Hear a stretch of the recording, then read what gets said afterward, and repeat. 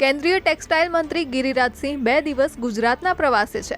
આ દરમિયાન સુરતમાં પ્રેસ કોન્ફરન્સ યોજી તેમણે જવાહરલાલ નહેરુને મસ્જિદ દરગાહ સર્વે અને બાંગ્લાદેશના હિન્દુઓની હાલત માટે જવાબદાર ઠેરાવ્યા। दुर्भाग्य रहा इस देश का कि नेहरू देश के प्रथम प्रधानमंत्री रहे। अगर सरदार पटेल होते तो आज किसी को कोर्ट में जाकर के सर्वे के लिए अर्जी नहीं देना पड़ता।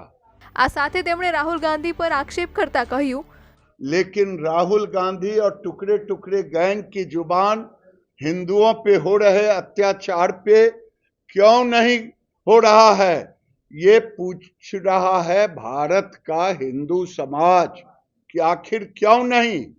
क्या आपने अपने आप को वोट के साथ साथ हवाला दे दिया है, हवालात कर दिया है, अपने को मुसलमानों के हवाले कर दिया है कि आप बोल नहीं सकते एक शब्द। સૂત્રો પાસેથી મળતી માહિતી મુજબ ગિરિરાજસિંહ તેમના સુરત પ્રવાસ દરમિયાન વિવિધ કાપડ ઉદ્યોગના મિલ માલિકો સાથે મુલાકાત કરશે અને ટેક્સટાઇલ ઉદ્યોગના વિકાસ અંગે ચર્ચા કરશે।